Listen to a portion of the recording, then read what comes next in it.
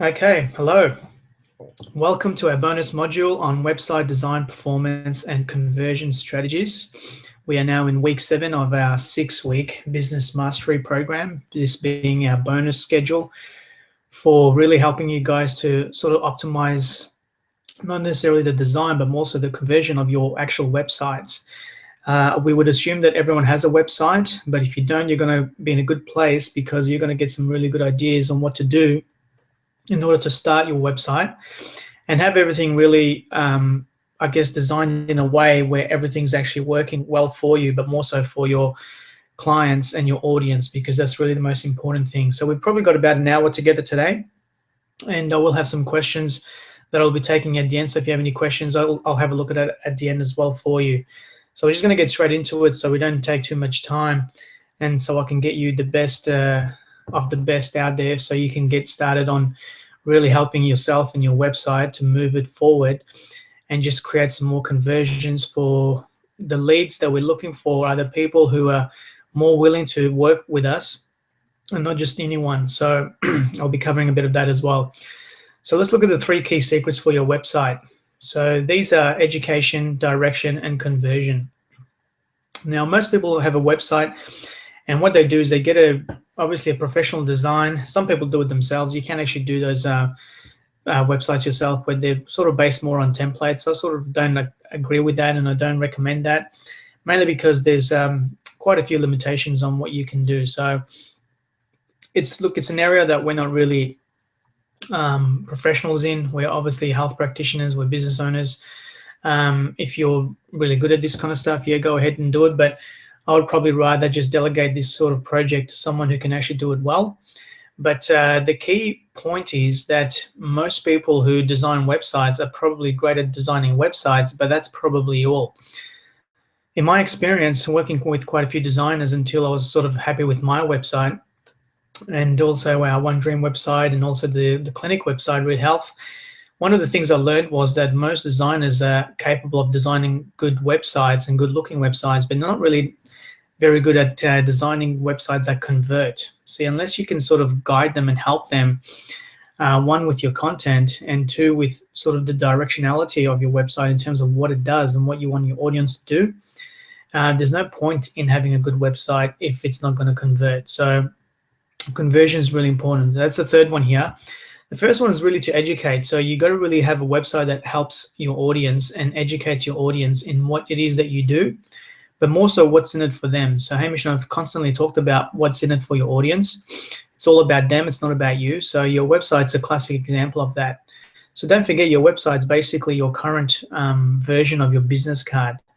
And I'm sure you would agree with me when I say that anyone that wants to know more about you, the first thing they do is sort of Google your name, or Google your business name, or maybe even have a look at you on Facebook as well. So your website is potentially your business card, and it has to be a really well designed, but more so it has to be designed in a way where it's actually going to really associate with the pain triggers and the certain needs that your audience has. And therefore, it's a website that should really educate your audience in terms of what you do, but for them. Not necessarily just what you do and that's it, but what you do for them. So that's where the what's in it for them comes into play. Educating people helps to empower people. So this is why it's so important to have a website that really focuses a lot on education. Now, I'm sure you've learned over the last 6 weeks that Hamish and I constantly talk about helping people in terms of educations in order for you to build trust, loyalty for your brand and for yourself, and obviously create some sales. So education is really important. Now, the problem is that, like I've said before, most business owners are so focused on the immediate sale, they do everything they can just to sell people products or services. So if you know anything about sales, and we covered this in the first week, that most people don't buy on their first attempt. So when people land on your website, I'm sure you would agree that they don't necessarily buy. There is always going to be about 1 to 3% of the market of any industry that's sort of ready to buy now. But that's not really the kind of market that we want to tap into, because that's only a short fraction of the market, which is only about up to 3%. So when people land on your website, they're not really ready to buy. A majority of them are definitely not ready to buy. And I'm sure you've done this yourself. You've gone onto websites and you've had a look around and you've just left and you haven't bought anything immediately. So having the website designed in a way to educate your audience is really the first part of building a relationship with them. So this is one of the best things that you can do, is to actually build a relationship with them. And how you do that is obviously having some really good compelling content that focuses on pain triggers, the things that your audience will be looking for or in need of, and then offering them some sort of solution with that. And that leads me to talk to you about directionality. So your website has to have some sort of direction in terms of what you want your audience to do. So it's one thing giving them, education and empowering them with some really good, great, compelling content. But then what do you want them to do with that content? So what do you want them to do, but also where do you want them to go? Now, where do you want them to go could simply be to click on a tab to take them to a specific page, right? Or it could be taking them to a video or a blog post, and so on. So you really need to have some directionality, and it has to be sort of designed in a way so it's really easy to use and easy to navigate as well. So this is where your web designer or your technician would be able to help you in having everything just user-friendly, so people just logically and naturally move to the next step. And if you can do this right, so the first one is educate, and then having a bit of directionality and getting clients and your audience to do what you want them to do, then you are in a better position to really increase your conversion. So conversion is obviously all about trying to get these people, this audience, somehow to eventually do some business with you, or at least so they can stay in contact with you.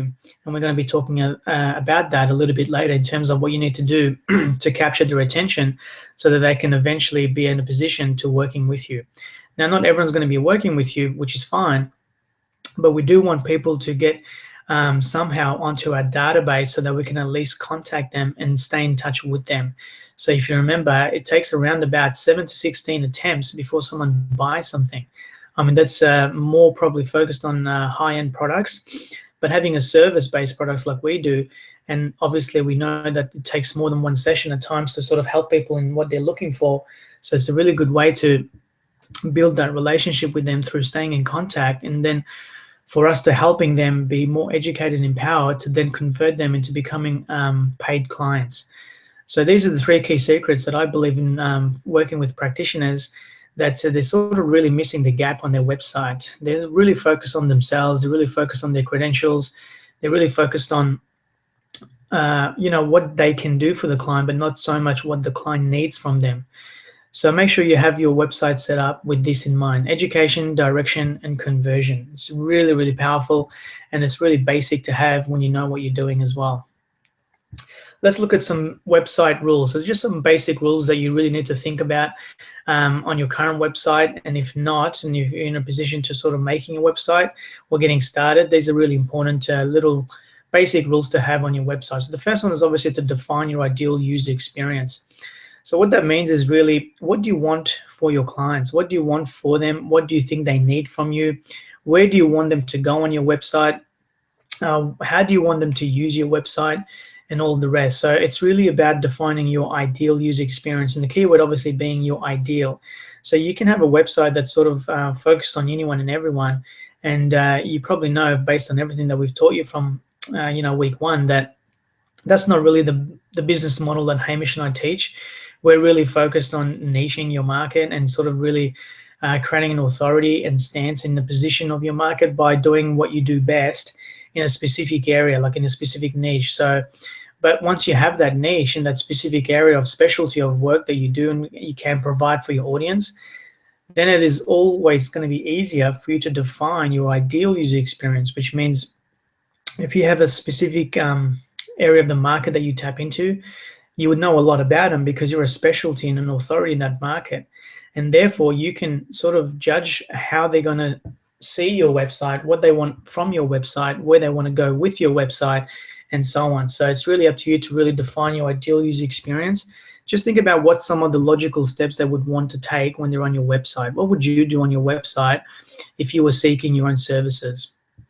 Don't make people think. So this is, again, about having the ideal user experience. So don't make it so complicated for people to sort of really think about what to do next.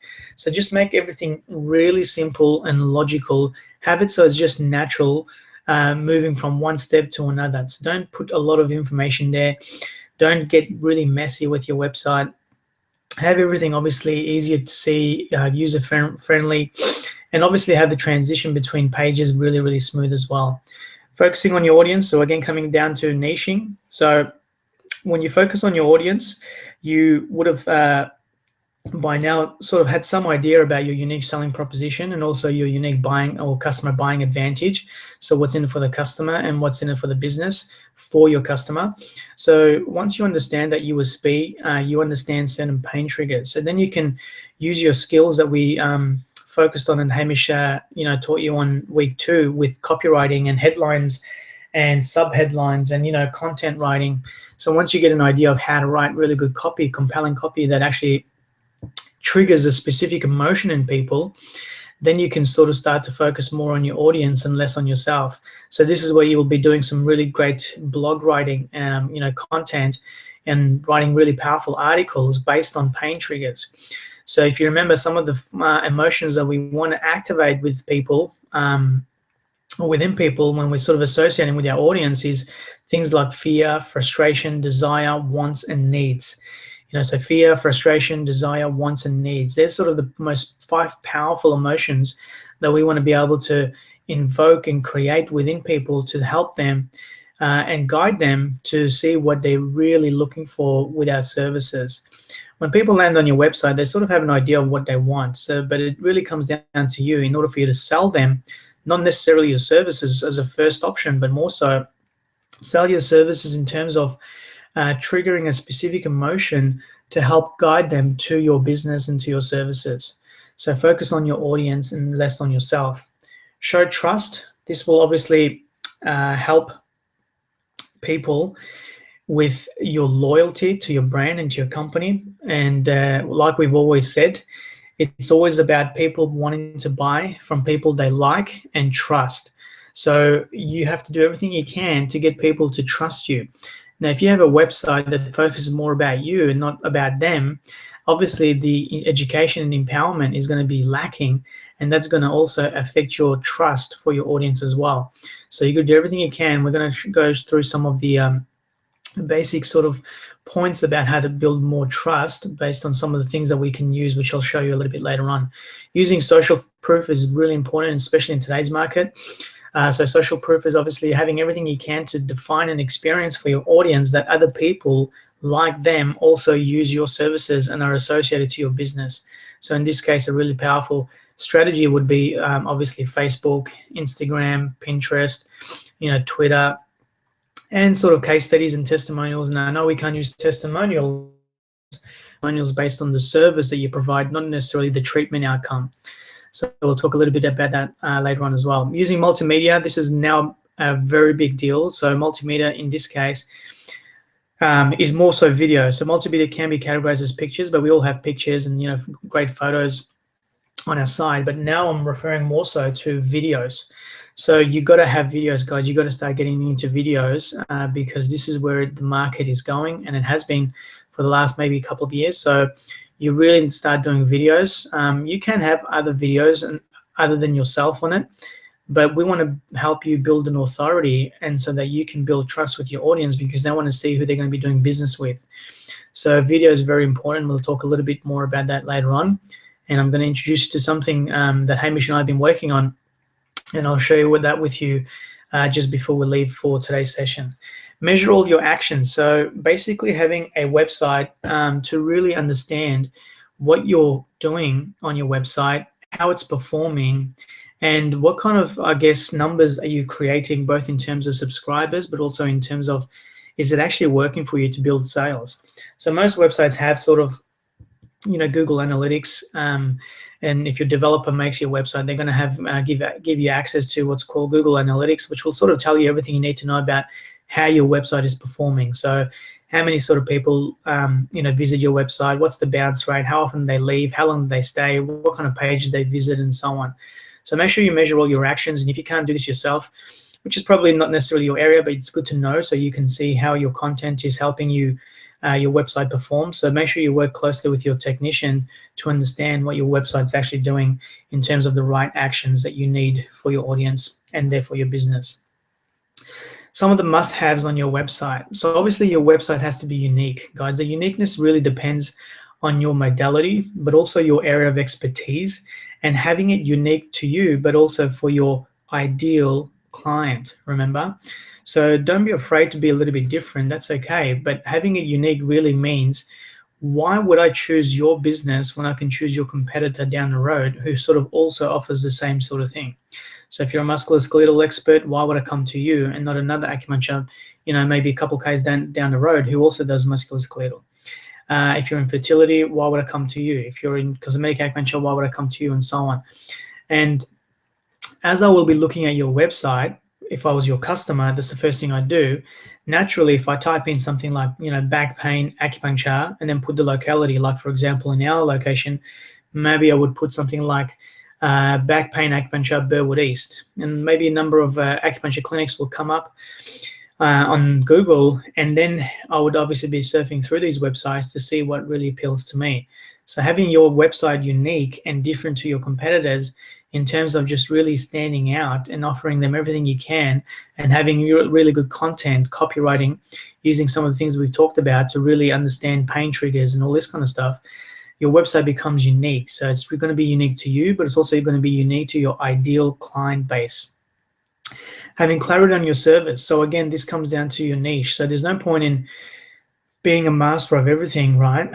Where really you're just a generalist and not a specialist. So if you're just a generalist, and then your website will look like you're just going to be a generalist and you just do a bit of everything. And I can guarantee you that many people will probably bypass your website if they see that you're just really a master of everything and therefore nothing.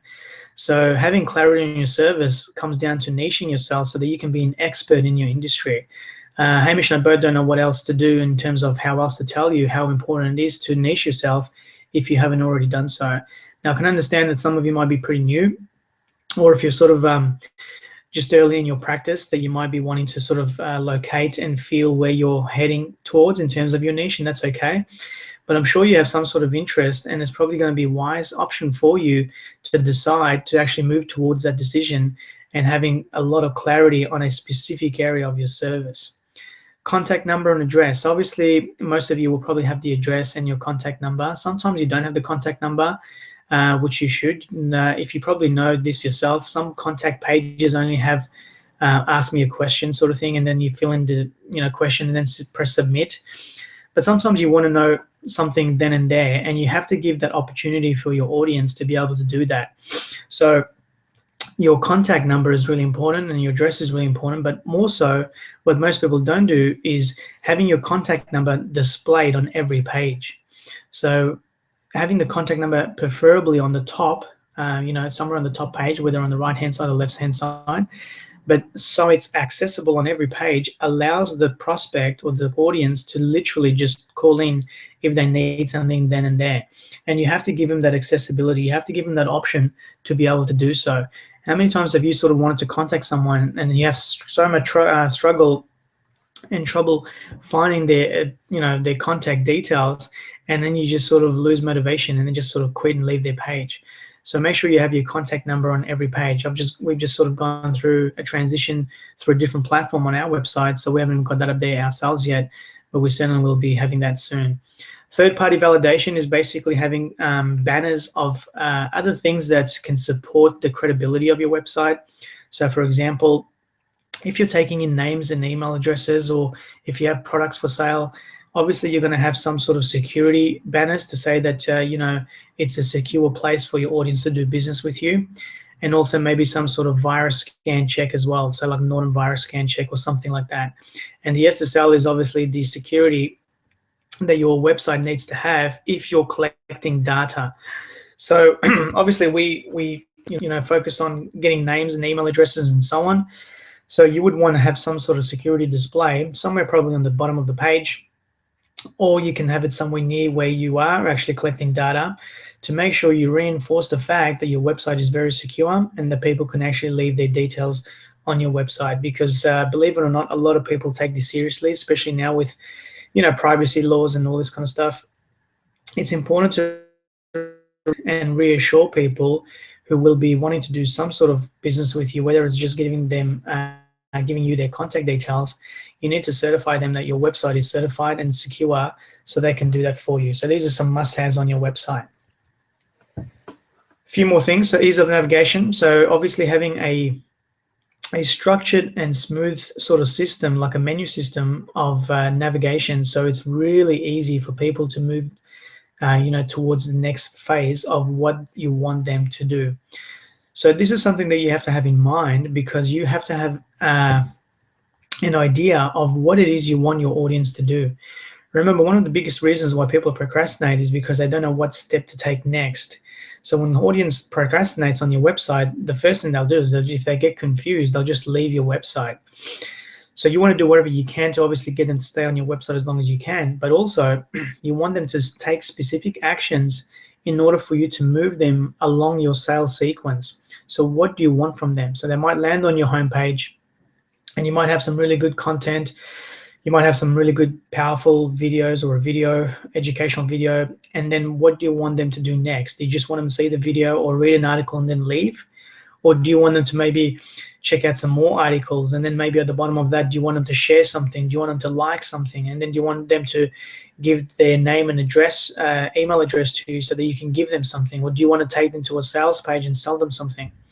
So this really depends on, again, your ideal user experience and what you want out of your audience. Every website should really have the procedures and processes in place, and that's normally found and located on the bottom of the website. So just having the basic sort of procedural things that your website will need, but also for your audience, so that you, first of all, you can make their job easier if they want to learn more about your procedures and processes, but also because this will save you time, because sometimes you'll get people contacting you just asking you basic questions. And if you have sort of like a frequently asked questions somewhere on your website, or at least, procedural stuff or processes, you'll save time, because then they can read it themselves then and there. Obviously, you might have something like terms and conditions, especially if you've got, point of sale systems like product sales, like I do with NeedlePro Australia. I have procedures in place. I have processes in place. I have terms of, terms and conditions, terms of sale, and all this kind of stuff. So there's sort of really important basic stuff that you should just have just to save time, but also to give people a bit of that credibility that, you're a systemized business and you know what you're doing, and you do have systems in place to help your audience. Feedback forms are generally the things where they can leave a comment or a feedback and ask you a question. That's normally found on contact page. And also clear CTA. So if you remember, one of the other things that I constantly talk about is call to action. So again, the call to action could simply be, click here to take them to a different page, or click here to read more part of an article or a blog, or click here to like this or share this, or click here to get this free download, and so on. So make sure you have really clear call to actions, and remember, they don't always have to be selling things. It just could be simple actionable steps for you to do some sort of transaction with them. And again, the transaction could simply be them liking something, sharing something, reading something, playing something like a video, or obviously the one that we prefer you to do is to get their name and email so that you can do stay in contact with them, educating them, empowering them, and then elevating them to a place where that you can do business with them. So make sure you have some clear call to actions. All right, some website performance stats. So you don't have to necessarily write any of these down. It's just something for you to keep in mind because it's really important. So you have between 0 and 8 seconds to compel your visitors. Now, 0 to 8 seconds, I actually think it's not going to be around 8 seconds. I actually think it's a little bit lower than that, more so close to sort of 3 or 4 seconds before people leave your website. So when people land on your website and they don't see any compelling sort of content, whether it's headlines, sub-headlines, images, videos, they're bound to leave. And how I know this is, first of all, because this is sort of a statistic, but also you're a consumer yourself. And I know that you've done this yourself, where you've gone on the website thinking you're looking for something in particular. You land on that particular website and you just don't like the look and you leave quickly. So it's really important to understand that you need to do everything you can to compel your visitors in the first few seconds. 96% of visitors are not ready to buy, like we said. This is why it's important to educate them, stay in contact with them, getting their name and email address, giving them something for free, like we've talked about on landing pages when we did Facebook marketing and email marketing. So making sure that you understand, if people aren't ready to buy now, what can you do so that when they are ready to buy, it's going to be you they buy from. Having more landing pages for conversion. So having some sort of opt-in, like we talked about on email marketing, some sort of, or Facebook marketing, some sort of landing page for you so that you can get their name and email in terms of giving them something for free, like we've talked about, reports, cheat sheets, video series, ebooks, and so on. So having something available on every page, because people don't necessarily land on your homepage. Based on their search, they might land, on contacts page, they might land on your about us page, and having something on that page to capture them, both their attention, but also their, their details, so that you can stay in touch with them. Having product videos, this is really important. The increases the purchase rate by 144%. I've currently been working on product videos myself, so I'm going to be uploading them very soon as well, because I do sell products. But even on your services, for example, you do acupuncture, you do herbal medicine, you do massage therapy, you do, whatever, hypnosis, you do nutritional therapy, Chinese dietetics, whatever you do, and whatever tabs you have on your website, don't forget you can actually do like, a quick 1 to 3 minute video or something like that, based on the service that you provide and what it's all about. So this will increase your purchase rate dramatically. In this case, with these stats, 144% up to. A 1 second delay on your website is a 7% reduction in conversion. So this really comes down to test the patience of your audience. And I'm sure you've been there as well, where a website takes quite a bit, to load either a specific page or the entire website. Based on the URL you type in on the Google search. So a 1 second delay reduces a 7%, so 7% reduction in conversion. That's a very big number, especially if you're making constant sales. So you got to make sure your website is hosted somewhere on a platform that's got high speeds, both of uptime, but also of moving and transitioning you between pages.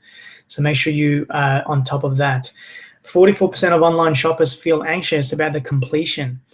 So this basically means that when they're going from one step to another, in terms of when they're buying something from you, if it's hard for them to get to the checkout page and to actually buy, they're going to probably become anxious.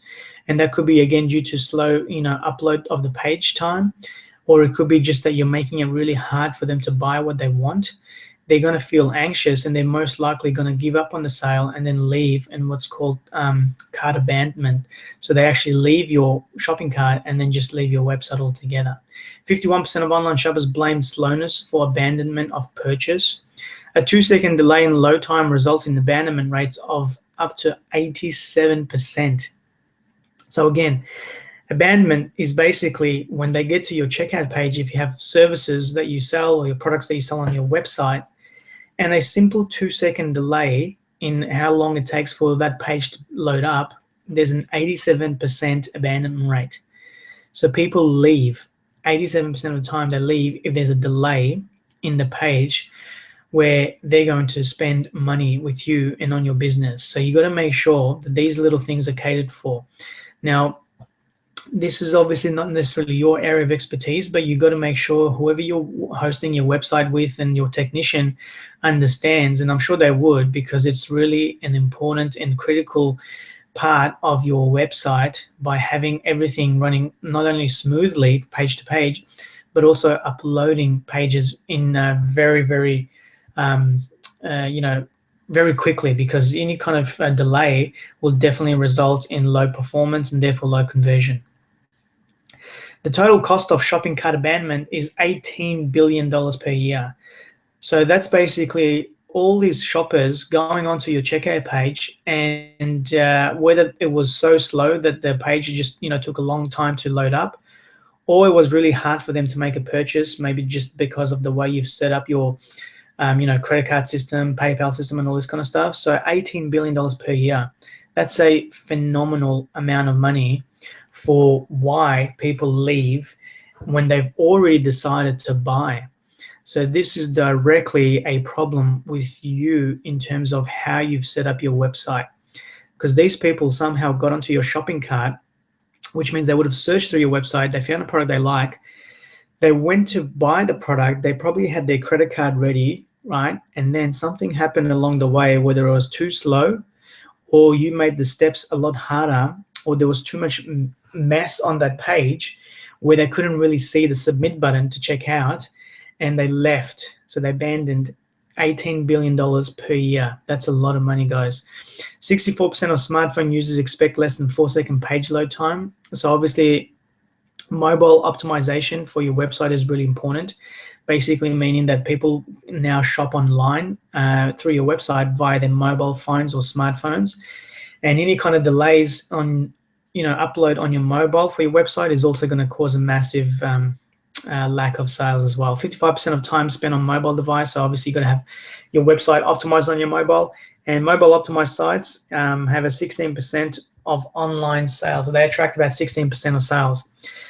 Now, if you're making a website, or if you have made a website, you got to make sure, especially now, today, as in the last probably months, probably a year or so, mobile optimization is really important, guys, because a lot of shoppers now look at your products on their mobile or smartphones. So make sure that your website is optimized for mobile.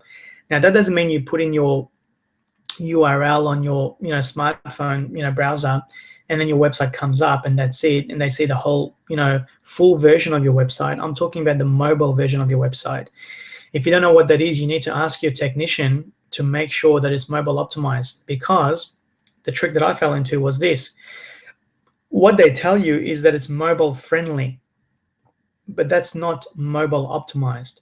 Mobile friendly means that anyone can look on the browser of their mobile. Like, for example, I have an iPhone, I use Safari, and I'll look into your your website and put in your URL, and I can see the full version of what anyone would see if they're on your desktop looking at your website.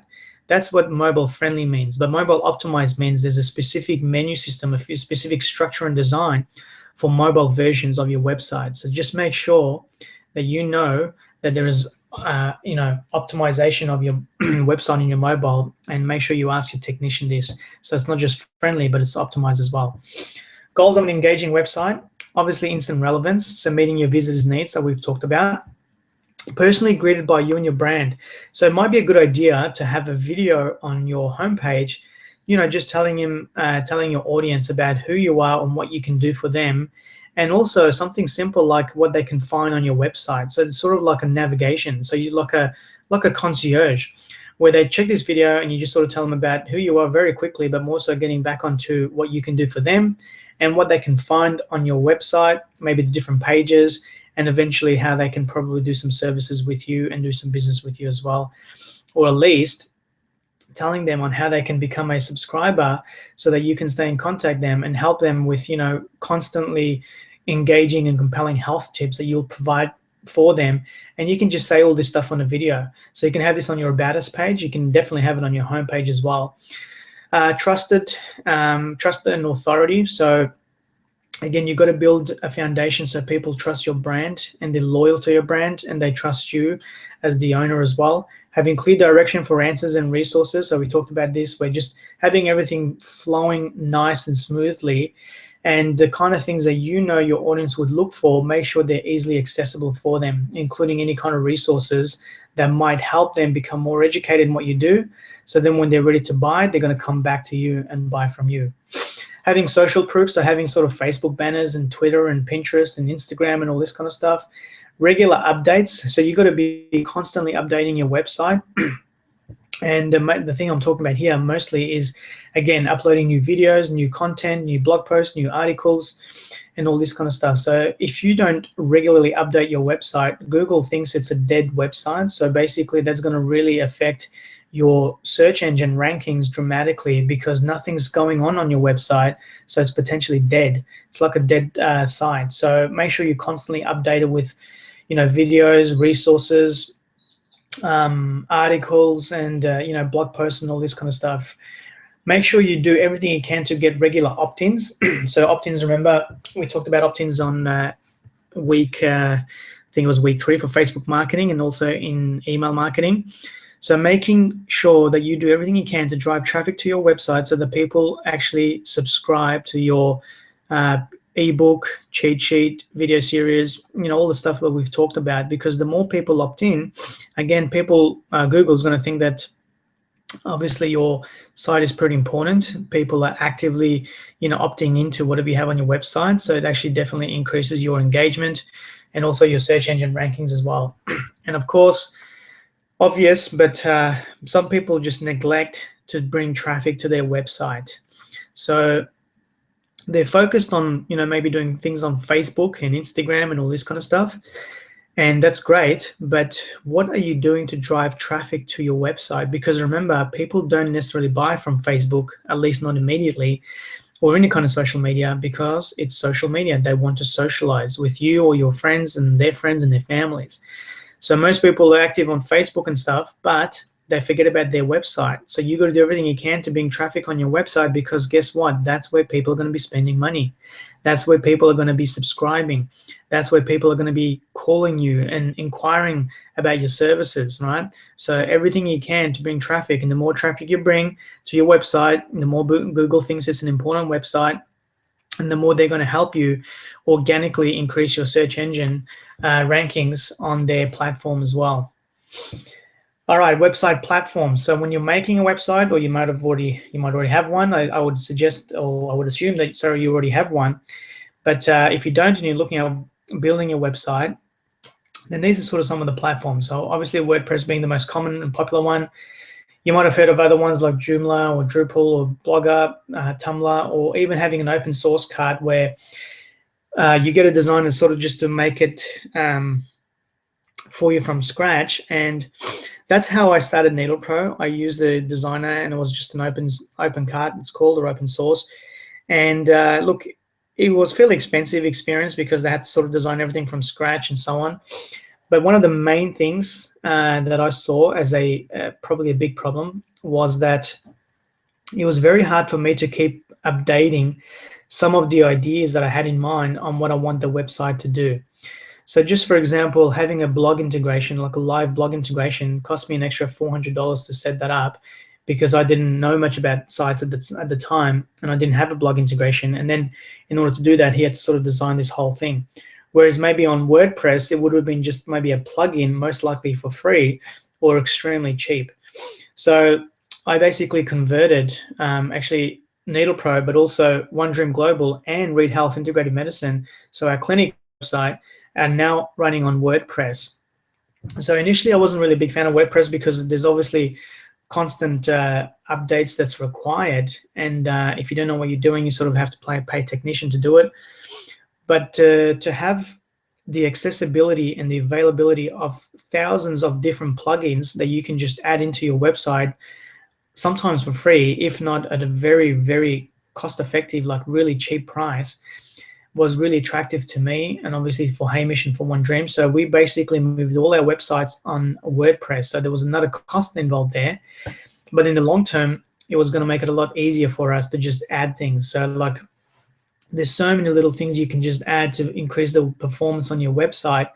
And using WordPress or the plugins on WordPress, that's what we use, so I know a lot about that.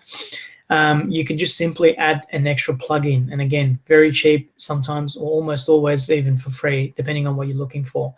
So we recommend WordPress. Must have a CMS accessibility, so that basically means content management system. So basically what that means is that you have to have accessibility to the admin section of your website, so that you can make changes, upload things, delete things, move things around, and so on.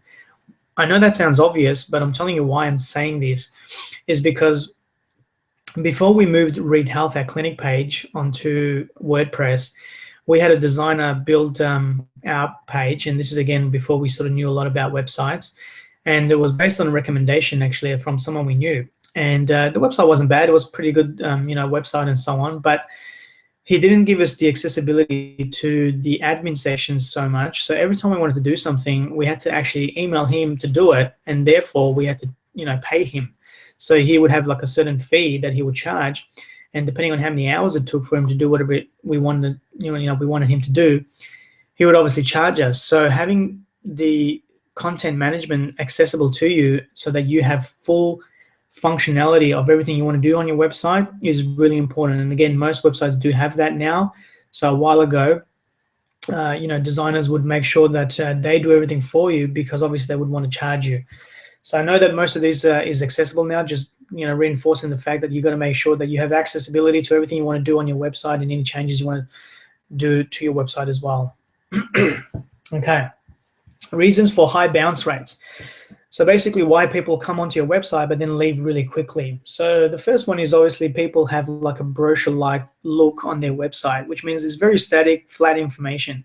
It's not engaging, it's not interactive, there's no videos, there's no really good compelling graphics. It literally just looks like a dead brochure.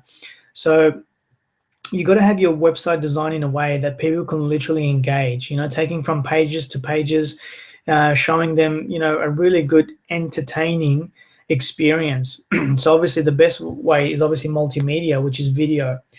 Having a poor design or a theme or a user experience, so we talked about the user experience, and having a poor design where, again, it looks like flat, it looks dead, like people wouldn't want to do business with you, right? So, so remember, your website, basically, the way it looks also signals the way your business would look as well. So that's really important to remember and to keep in mind. So the way your website looks, people are going to judge the way your business is and the way it looks and the way you look based on what your website looks. So it's really poor, like, just bad graphics, poor quality images, really bad content, obviously, grammar issues and all this kind of stuff. They're going to think that's how you do business as well. So make sure you do everything you can to have an ideal user experience and just, make it phenomenal for them so it's really entertaining. Don't have it too complicated and confusing. Some websites just have so many things going on specific pages that people just have no idea what to do, literally, and they leave because they're just too confused. Make the focus on them. So if most people, what they do is focus on you. So most people have the focus on what they do, how well they're qualified, what they're certified in, all these different services they do, like they're a master of every trade. And again, the only thing your client's thinking is, I don't care, tell me what you can do for me, right? So what's in it for me? So don't have the focus on you. No connection or engagement. So again, it's just a dead, flat, sort of static website. There's really no connection on, allowing people to leave comments after articles or, liking and sharing and all this kind of stuff to build engagement. Fails to convey authority and trust. So this is where that poor design, poor theme, bad grammar, bad graphics is just really going to sort of lower the authority stance in your website, and people aren't likely going to, build any trust towards you or your brand, and therefore they're not going to be loyal to your brand as well. So you just got to make sure these things are important, guys, because a high bounce rate, basically, at the end of the day, means low sales and low conversion. All right, lead generation. So basically, the whole point of your website is lead generation. If you remember me telling you on the Facebook marketing module and the email marketing module that your website potentially is a conversion magnet. So it's one thing having a professionally great looking website, like I said at the beginning of the presentation, but it's another thing having a website that actually converts. So what is a lead? Now, we've talked about lead when we talked about, again, the Facebook and email marketing. A lead is a prospective client who would be in a position to at one point do some business with you. So it's just a lead. So they're not necessarily paying customers, but they're people who can potentially become paying customers.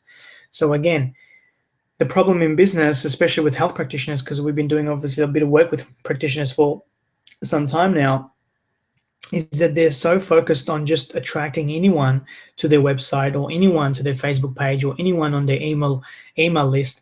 But that's, remember, not the way to do business. So once you have a specific area of expertise, then you can obviously arrange your content, design your content, write your content in a way to engage with their specific need.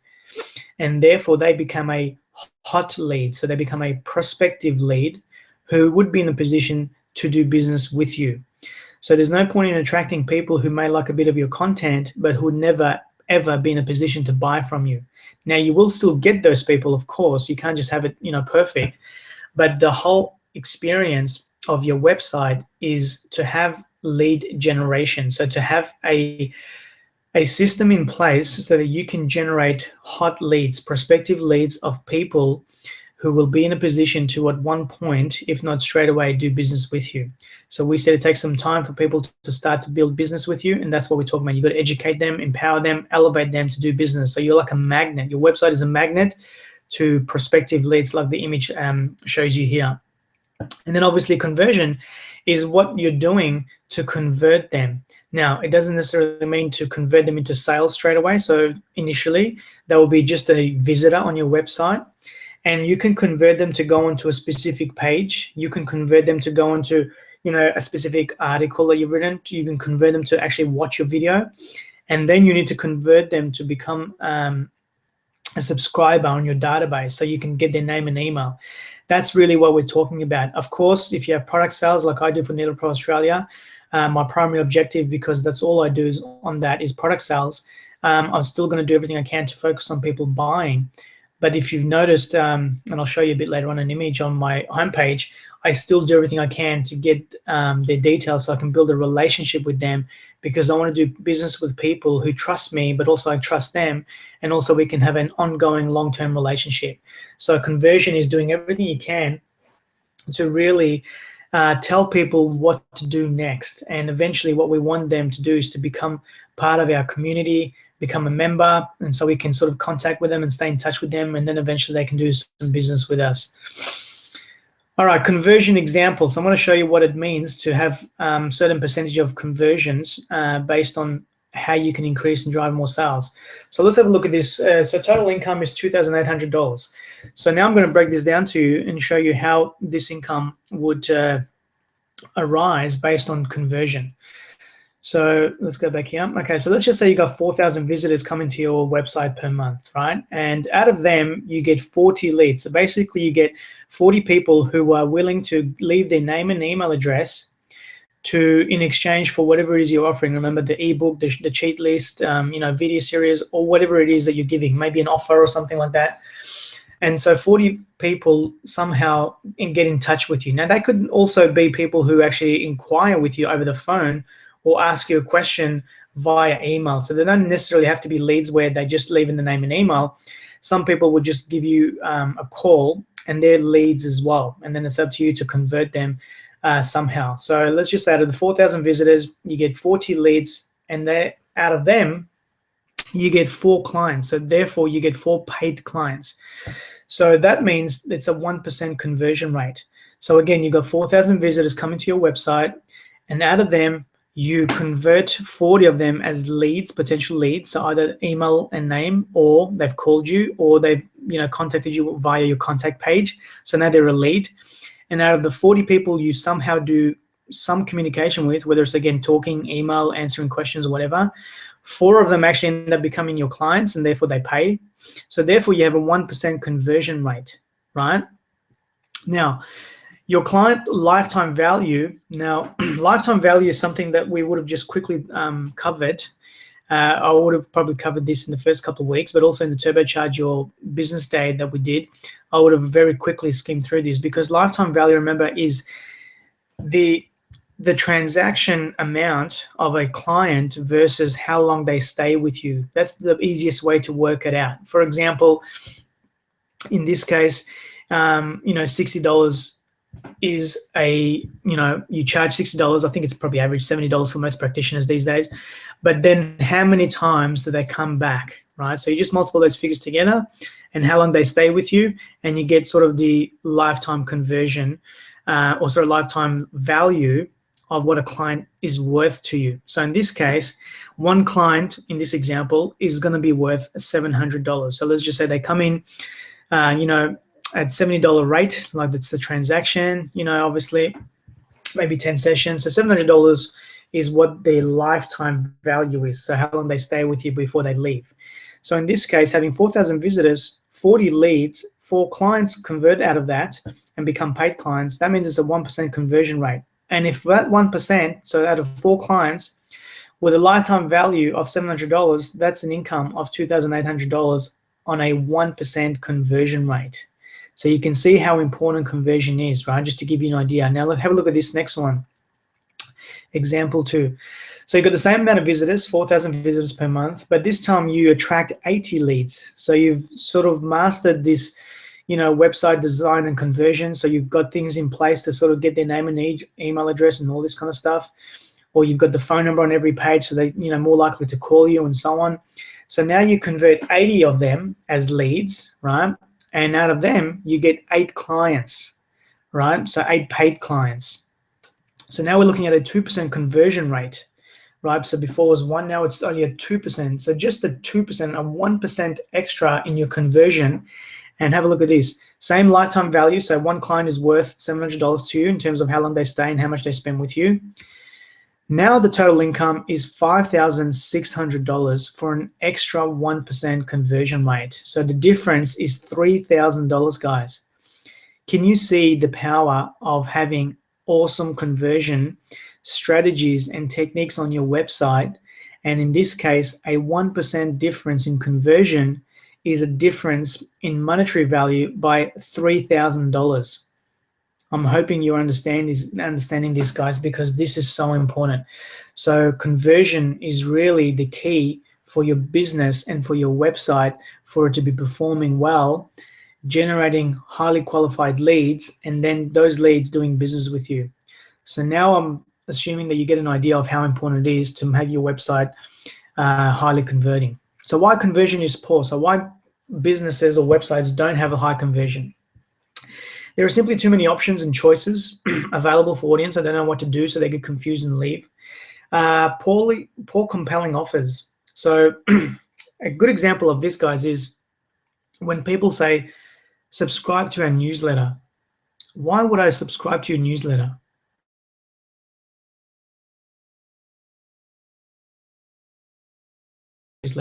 First of all, I don't want any more spam than I already get. So why would I go to a newsletter on your website?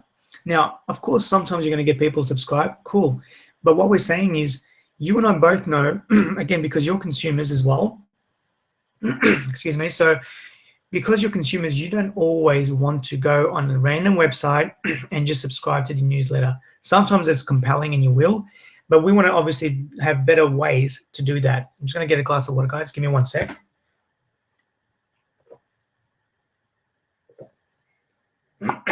Excuse me. Okay. So having a compelling offer allows your people to sort of be engaging with you so that they can do business with you or at least stay in touch with you. So don't have subscribe to newsletter because it's just ridiculous. People these days really respect the email address because they have a lot of spam coming through anyway, and they don't want just a basic newsletter. And one of the reasons behind that is because all the newsletter represents to me is every time you have a sale or something, or you want me to buy something, you're going to send me some information. And that's not the model that Hamish and I teach. Don't make it confusing for people. Have a lot of direction, so don't have lack of direction on your website. Again, having step-by-step ways of what you want your audience to do.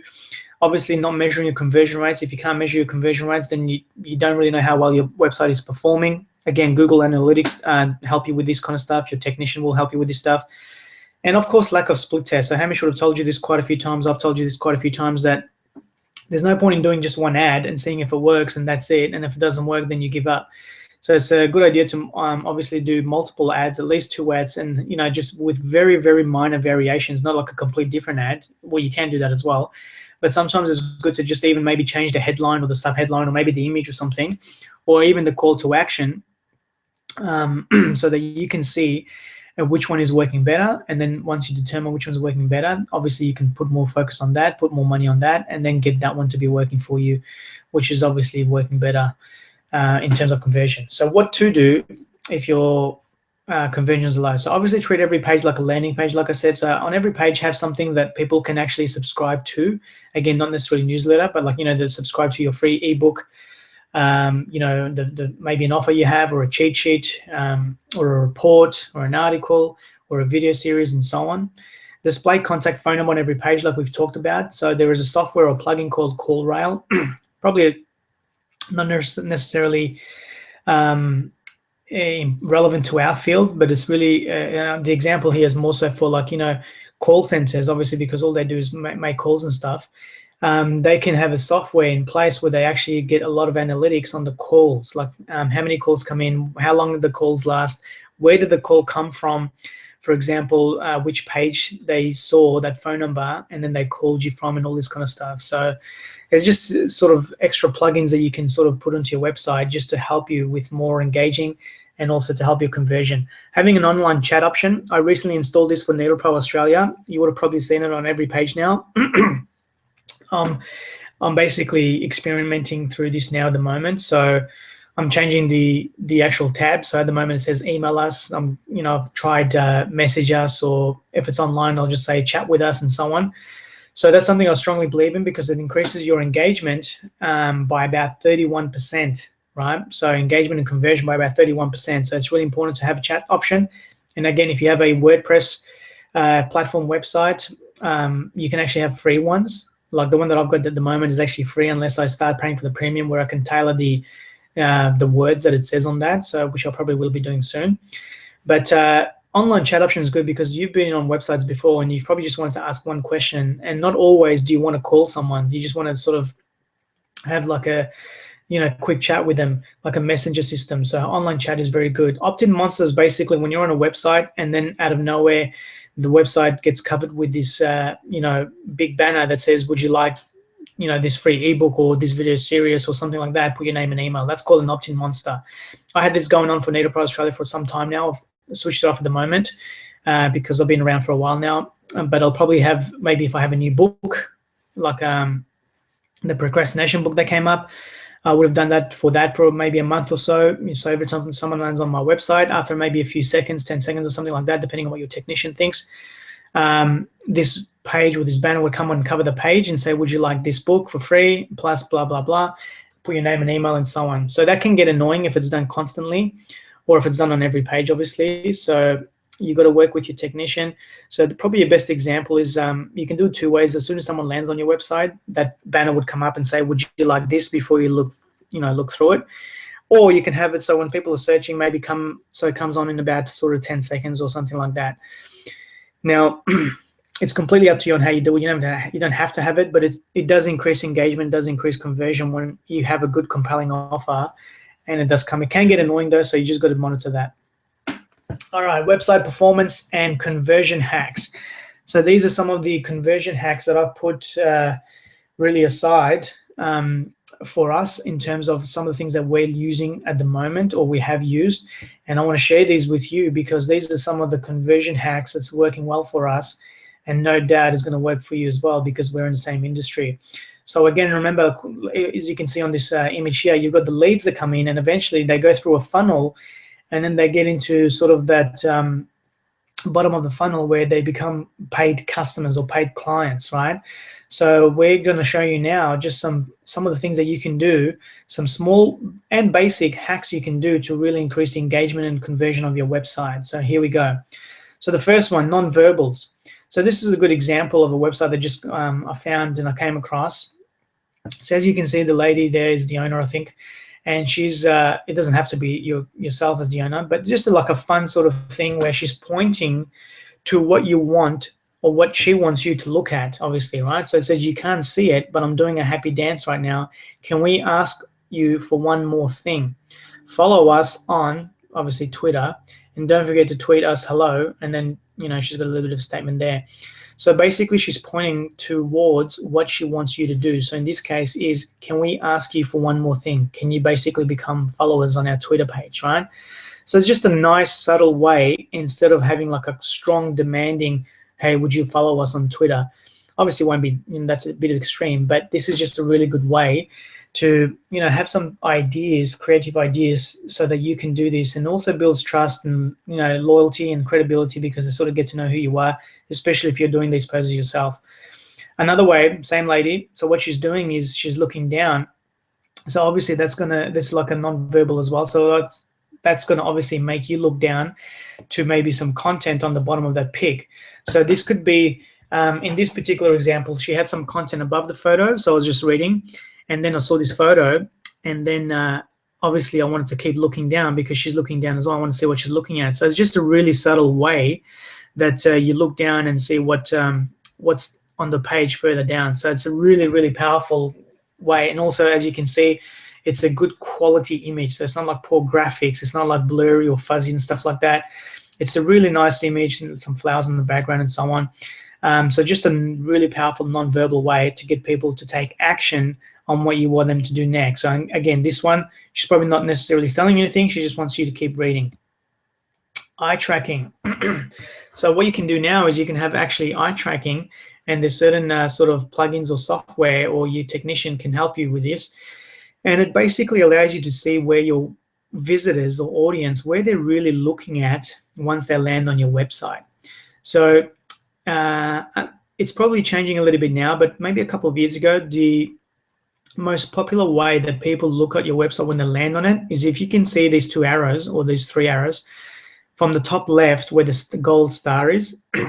Generally speaking, most people look on the top left-hand side of your website and then look right and then down and then right and then down and then right and so on. So eye tracking basically allows you to see where people are looking at most of the time when they land on your page. Now, why that's important is because once you figure out what they're looking at, obviously it means that that's the place of importance. So you got to put more importance on wherever they're looking at. So here's a live example I wanted to show you on NeedlePro Australia. So that's my website at the background, and this is what I was talking to you about before, the opt-in monster.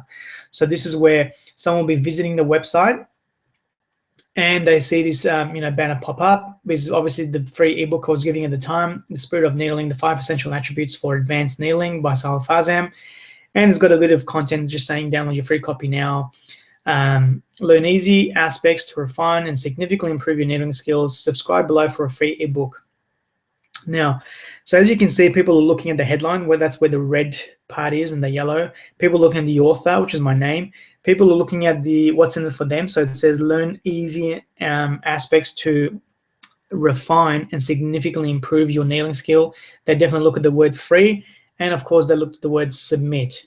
So as you can see, it's very powerful to have some eye tracking at some stage of your website just to see what people are really looking at and to see what's important, so that you can basically put more emphasis and importance on wherever it is they're looking at. So it's a very powerful strategy, eye tracking. Online chat. So this is what I was talking about before. So I've got it for NeedlePro Australia now. So this is a company, it's called Australian Academy of Modeling. And this is actually a company that I actually happen to consult for. So every quarter I go in and I do a consultation to their group, not for the owners. So I've done that for them as well. But now they have a training every 3 months. They have a 12-week online modeling program. And I'm sort of their first module, talking about personal development, confidence, self-image, nutrition, and so on. So this company, I got them to basically do this chat thing as well, and it's really helping them as well. So if you're on their website, on the bottom, it'll come up like that, chat with us, and it says, hello, can we help you with any information? We'd love to chat, blah, blah, blah. So you can customize that if you have a paid version, or if it's a free version, it'll be something simpler than that, just basic. But that's what an online chat is. So every time on the bottom right-hand corner, normally, it comes up. Sometimes it pops up, sometimes it's just there and you click on it, and that's what an online chat is. So that's set to sort of increase your conversion and engagement by 31%. Having an opt-in at the registration. So in my old website, what I had was, and I have it on my new website as well, is when people are making an account for, to become customers of NeedlePro Australia, just before they press submit for their details, I say join our community by subscribing to our email list. Now, again, I didn't just say email list as in for a newsletter, but I've actually put a banner up there designed specifically to tell them what they're going to get, and so that they know it's not just a newsletter. So subscribe to our email list and receive ongoing business support tips for your health practice, marketing and advertising strategies, mindset and personal development tips, TCM and acupuncture discussions and case studies, special offers and sales promotions, and that this service is 100% free. Click yes, and we'll take care of the rest. Remember, just making it really simple for them. All they have to do is click yes, and then they press submit. So that's an online opt-in banner at the time of where they register to become customers of your website. Having from a CEO, so this is on my website at the moment on the home page. So just a really quick note about what we do, some of the pain triggers. Is your needling causing a great deal of discomfort to your clients? Does your current acupuncture needles provide versatility and strength and performance? Are they receptive in your hand upon insertion and manipulation and so on? So I'm basically talking to their emotion about how they feel with their needle. So their pain triggers that I'm looking at, right?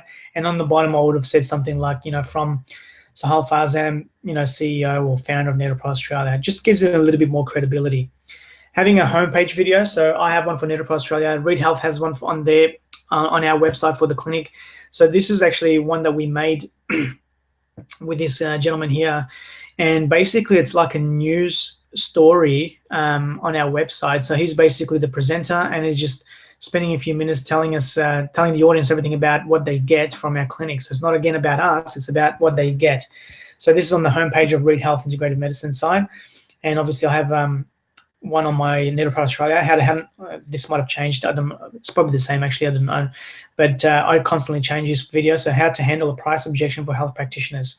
So I have a video on my homepage because I want people to know who I am. Because again, it's the CEO talking, but also I'm handling sort of pain triggers for them, because I know sales is a big thing for practitioners. Not very not very good in sales. They've never really had sort of direct sales experience. I'm doing some videos to help them become better at selling the services. So again, that's on the homepage. Homepage opt-in. So this is the example I was telling you about. So even though I sell products, so as you can see, there's a big banner about the products I sell. So in this case, obviously one of my best-selling products, which is the Box 1000 DB106 acupuncture needles, Dong Bang. But on the right-hand side, I've still got the free giveaway that I'm giving with a name and email address. And again, it doesn't say subscribe to our website or subscribe to our newsletter. It says get instant access and we respect your privacy. Download your free copy now. So there's a few call to actions there, right? So even though I'm selling products, I'm still interested in building a relationship with you. And if you are on my Needle Pro list, you'll know that that's exactly what I've been doing with you, because all I do is just send you some powerful, compelling articles to help your business and your life, really, because it's about personal development. And every now and then I say, would you like to buy something? If not, I'll continue to sort of help you, educate you, empower you, and elevate you to a higher place in life. Another example, so for our One Dream website, on our homepage, the first thing you see, so we've got nothing for sale on the first thing you see. Obviously, we've got the tabs on the top, the menu, but then we've just got basically the free giveaway at the time that we were giving away. Again, download it now, instant access, all the right call to actions, free download, 3 little known strategies to fill up your health practice with new clients using Facebook. So really powerful call to action, and also a trigger, because obviously people want to use Facebook to build clients, and get started right away with our free value pack. So just another example of what it looks like to have a powerful, compelling offer on your homepage and on every other page as well. So here's another example on hack number 8, health tips opt-in. So you can actually have an opt-in just so that people, instead of saying newsletter, you can say register for free health tips and advice. So this will be more likable for your audience. It'll be more attractive rather than saying a newsletter, because now they're actually saying, oh, you're going to give me free advice and health tips. So this is on our Reed Health page. So this is working well for us as well. Sign up there, it's okay, because we're not actually telling them anything about newsletter or anything like that. We're actually saying health tips. So it's more compelling for them. So sign up would be okay there. But you can again change that. You can say get instant access, or chat now, or start here, and so on, or get started, whatever you can to make it more compelling and engaging. Hack number 9, having a opt-in on the footer page. So the footer is the bottom of every page, and we have this on every page. So get started with our free mindset training video. So this would have changed now. This is an older one that we had. So learn how to create raving fans with this free video by simply changing your mindset and becoming a leader in your industry. Download it now. So again, a sort of a high compelling statement saying that this video will give you an idea of changing your mindset and also becoming a leader in your industry, because they're sort of the things that we want practitioners to do, but also so for them to create raving fans. And again, making it easy for them by saying download it now. Hack number 10, this is something really, really good that Hamish did, and I love this because most people don't do this. So we actually happen to have a bus stop right in front of the clinic, outside the clinic. Now, that's not always going to be the case, but regardless, it just works to our favor. But even if you don't, Hamish has gone to the trouble of actually telling people on the website when they're sort of in the contact us page on how to get to our clinic. Something so simple, but yet so freaking powerful, because if you think about it, how much easier is it going to be for people who maybe want public transport? And and I know that some people do take public transport, and we've just sort of simplifying it again. So again, remember we said making everything easy for them. So just basically telling them how to get here by car, by public transport, tram, train, bus, and so on. But see, as you can see, even by car, he's giving us some direction on how to get there. So it's basically a really powerful way, something easy that you can do straight away if you haven't already, to just sort of have it more engaging and more credible, and just sort of building trust, like really making you feel comfortable to do business with these people because they're really helping you with just the simple stuff. Driving new clients, so you can have a request an appointment. So this is sort of like a plugin you can have. So practitioners are sort of doing this now, which is really good. And it does work. So it's request an appointment now. So you've got to manage it obviously with your calendar. So make sure you don't overlap with patients and overbook or double book patients. Overbook is obviously a good thing, I guess, but you don't want to double book and make it hard for people to sort of change around and stuff. So this is a really good way to be engaging, but also to really help more your audience, because this is what we do now to build clients. So obviously this is sort of where they request an appointment straight away, and that's on our pages as well at Reed Health.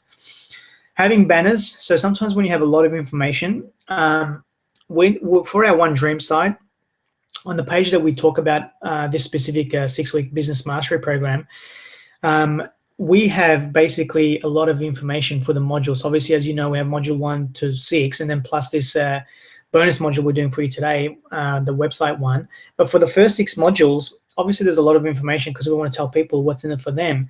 But instead of having one page with all these different information, so what we do is we do a banner, like a pretty, nice graphic, compelling banner like this one here, email marketing, with a nice sort of subtitle, the money is in the list, and a little bit of information. You probably can't see this on this slide, but we don't actually have the full information on the email marketing module there.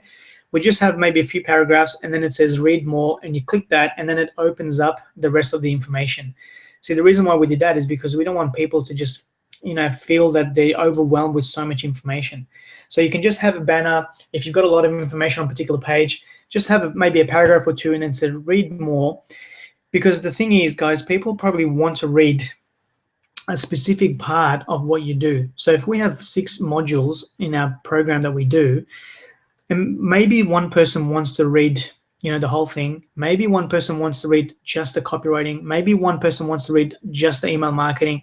So instead of them reading and finding out, that part of their interest, they just go to that banner and says read more, and they just click on that, and then they can read the rest if they want, or they can at least read one. But what we're doing is we're just trying to make it really easy for them and simplify the system for them, so they can actually do what they want to do by us helping them do it quicker, right, and more efficient.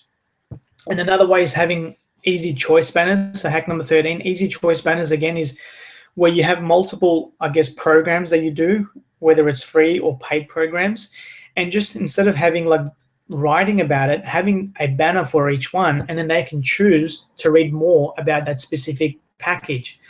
So this one says our renowned business practitioner packages, turbocharge your health practice, Sahal Fazem Hamish Reed, and also the 6-week business mastery program as well. So whatever they click on, it takes them to that specific page, and then they can read more about it that page. So just again simplifies it.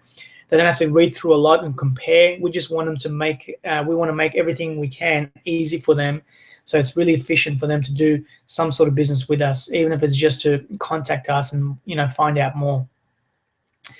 Having a Facebook Lightbox, that's what it's called, a plugin Lightbox, I believe, and that's actually free on WordPress, unless it's changed, but I believe it's free. But you might need a technician to sort of install it for you, but it's very, very quick. So if you're a bit of a tech kind of person, so you might be able to figure this out yourself. We just sort of delegated it to our technician, but it is free. The plugin is for free. So on the bottom of every page, we have this. Now, again, remember, we don't want you to click on the the like whatever button so that you can go and visit our page. We want you to stay on our page, because that's the website. That's where we're going to do business eventually, right? So we don't want people to leave the website. Most practitioners make the mistake of having the Facebook like box, and when they like it, it takes them to the Facebook page. What's the point of that? You've already got them to the website. That's where you're going to do business with them, and obviously eventually do some sort of sale with them. So there's no point in having them go to your Facebook page. It does nothing. So we want to do everything we can to get them to stay on our website as long as possible. So make sure that's set up in a way so that it doesn't take you to your to your Facebook page. It keeps them on your web page. And some final tips, guys. So if you haven't got a website, then you need to get started, okay?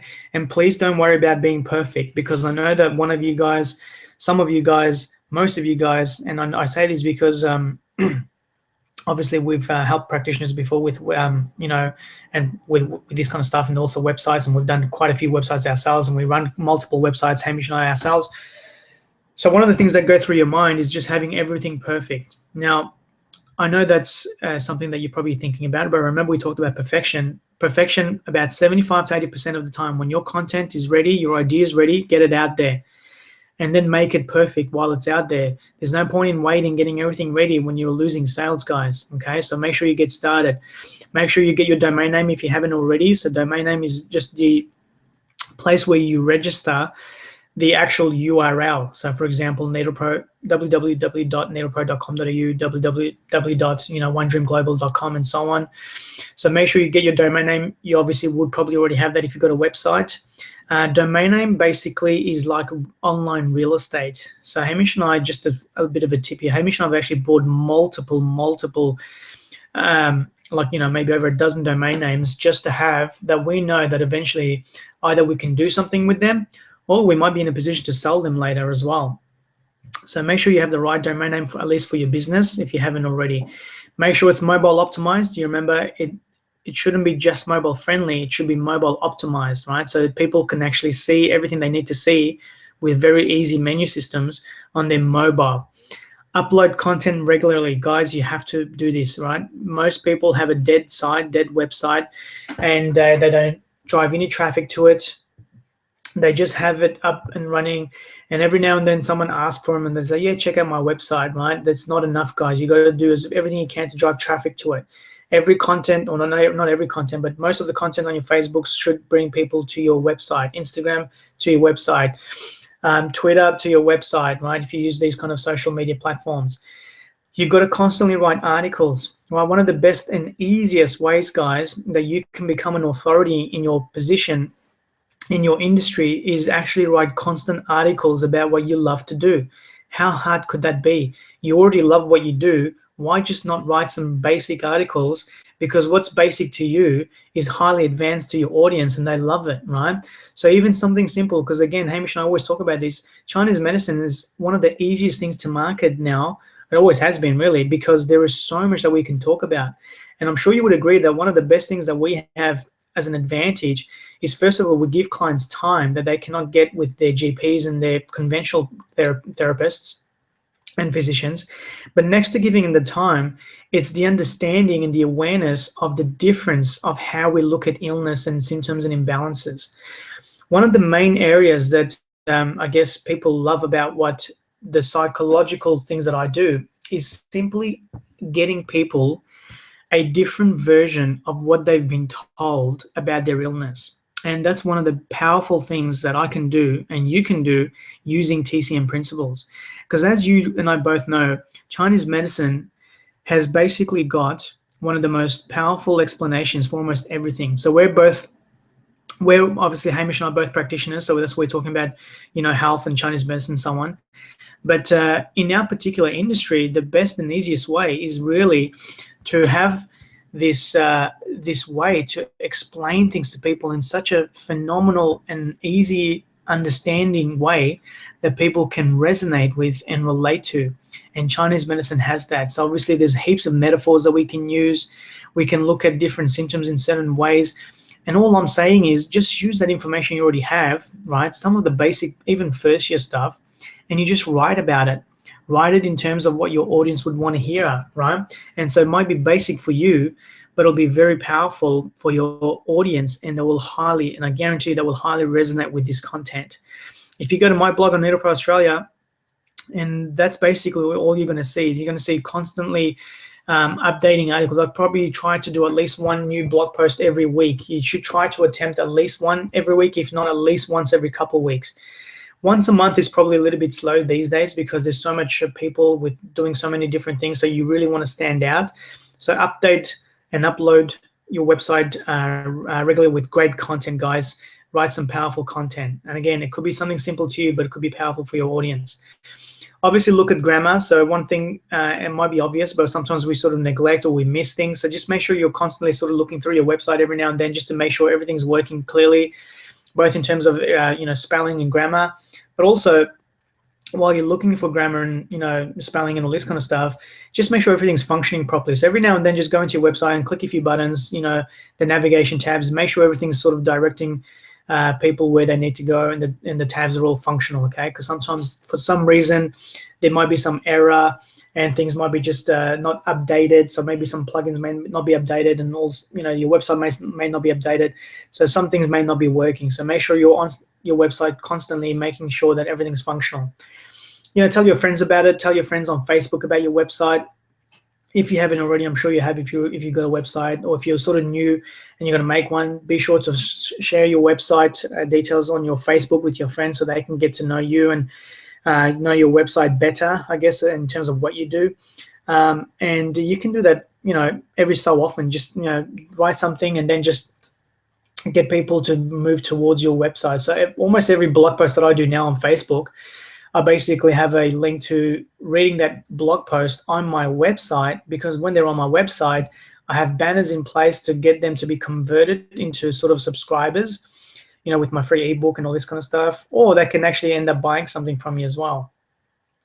Have Google Maps displayed. So again, something obvious, but in the contact us page where you have your address, sometimes most technicians do this now anyway, but so it might be obvious, but sometimes it's not there. But Google Maps actually also increases your organic search rankings with Google, obviously, because you have their maps there.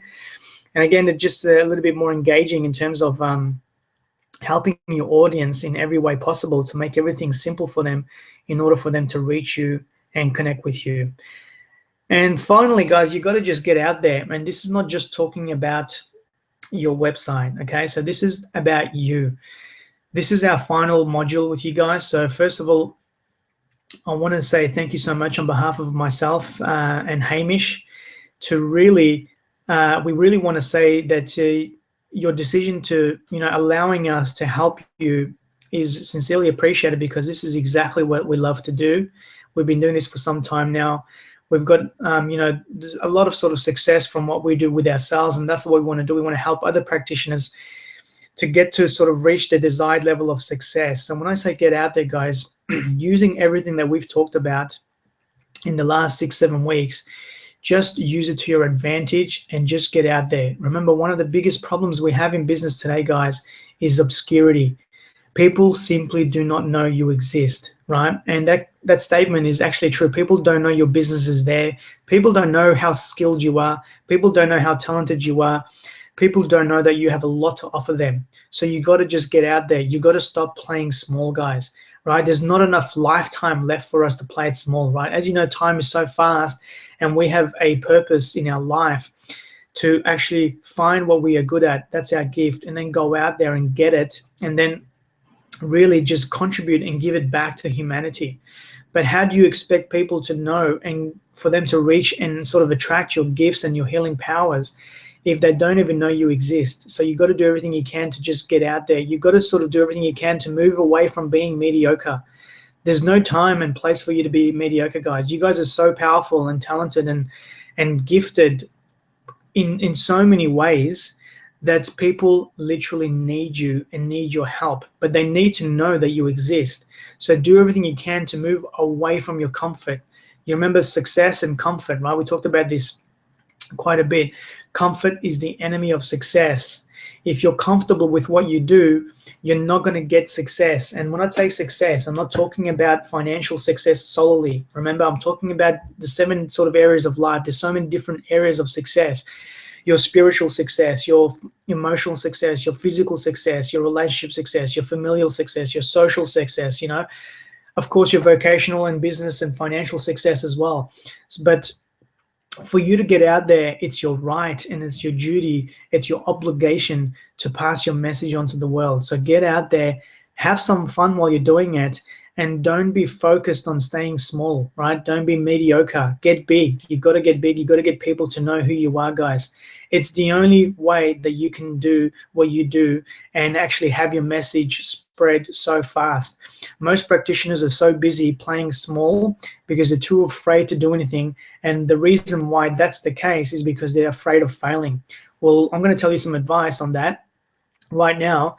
And that is, if you're going to fail, fail fast, right? Because the quickest road to success is failure. Failure is one of the best things you can do if you basically learn something from it and that you won't do it again and you'll make it better next time, right? But there's no point in stalling failure. So the reason why most people don't get out there and become big is because obviously failing. But what I'm saying is, if you don't fail, you'll never become successful. So it's okay to fail at some things in life, right? Because that's going to be your quickest road and platform to get you to become the best version of yourself and to have all the success that you desire in your life, both for your family and also for your business and the contribution that you want to make to humanity. Get out there, guys. Have some fun. Hamish and I would really like to thank you sincerely for all the time that you've given us in the last 6-7 weeks. We are so privileged to have been working with you. We're so grateful, sincerely grateful that you guys have seen so much changes in your business already. As you all know, that you've contacted us week by week. You've shown us some of the things that you've been working on. You've shown us the way that you've taken our strategies on board and have applied it to your business. And some of you have already seen dramatic responses even in the first week or two. In fact, some of you even started to email us after the Turbocharge Your Practice Day and started seeing some of the results already. So we're sincerely grateful that you've taken our vision and our strategies and sort of resonated your own vision with it and related to your vision, and allowing us to help you with the strategies to get you to where you want to go in your life, because you really deserve more in life, and that is your obligation from the time you were born, so that you can fulfill everything you can, so that you can maximize your potential on planet Earth and then leave a legacy. So this is the kind of vision that we're talking about, guys. Remember, you got to have a massive vision, a grand vision, and that's the only way you're going to grow into it. So get out there, stop being mediocre, fail if you have to, and just ultimately do what you do best on a grander scale. The quicker you spread your message, the quicker you can contribute back to humanity and increase your value of your contribution. Thank you so much, guys, for everything. We're still going to be in contact with you.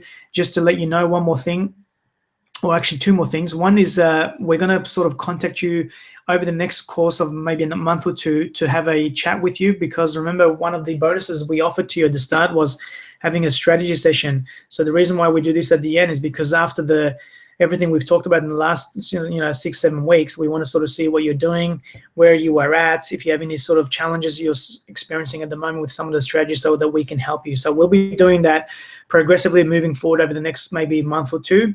You still have some access to us via email and phone support for the next month or two, as part of the bonus that we offered from the beginning of the program. And one more thing I wanted to tell you guys is that Hamish and I are now sort of, well, not now, we've sort of been working on it, but we're sort of getting closer to launching our next big project, which is basically sort of like a TV sort of channel for One Dream. So it's called One Dream TV, or One Dream Global TV. And what we're doing is we're going to be constantly doing sort of episodes of everything that we can share with our experience to help practitioners do what they do best. So that's obviously business support, personal development support, emotional mindset support, but also TCM support. So we're actually going to be doing a lot of long videos, like, maybe 40-minute episodes on some of the best in terms of TCM principles, our own area of specialty, psycho-emotional, musculoskeletal, and we're going to be interviewing a lot of experts all around the world, guys, right, on this TV show that we're going to create. So the first thing that I want to tell you guys is that you're literally the first people that we actually talked about with this idea. So the first person, you're the first people that actually know about this now. And what we want to do is ask you to ask us any questions. So just email us any questions that you might have, because the first thing that we're going to release is some questions and answers in the form of a video blog. So you guys have priority, because you guys are the ones that we're working with at the moment. You're the first people that know about this idea. It's going to be a very big project. This is sort of the platform that's going to really move us, globally. It's going to be a highly engaging website. It's going to be a membership, sort of a membership portal, like a platform, so that people pay sort of a membership, invest into us via membership, so that we can give them as much more as we can on a very small sort of scale. in terms of investment. So we give them a lot of information, and we're just asking to see if you had any questions that you want answered. And what we'll do is we're going to do video blogs and answer those questions for you. So that's what our next project is, and then we'll do more tours, obviously, with our turbocharged next year, moving forward as well. Guys, thank you so much again for your time. I'm just going to get rid of this screen and see if there's any questions so that I can answer them for you. Remember, I'm serious before we finish up. Can you let us know how to access the templates pack? And good morning, Takashi. Excellent. So Cal's asking about, can you let us know how to access the templates pack? Cal, I'm not sure if you're referring to the book of templates, and I'm not sure if you actually received that or not. If you haven't, can you just send us an email to info@onedreamglobal.com and ask us if it's actually the template book you didn't receive, if that's what you mean, because we gave the book of templates out. But if you haven't received one, my friend, yeah, just send us an email and we'll definitely give you access to that pack. We'll send it over for you right away. Apart from that, it looks like there's no more questions, guys. So again, thank you so much on behalf of Hamish and myself. It's been an absolute pleasure working with you. It seriously is. We're sincerely grateful to have had you on board. With this, please take the strategies on board and make it big and make it count and apply it. And we're still going to be here for you if you have any more challenges for the next few months. You're welcome, Cal. I'll see you guys again soon. All right. Thank you again.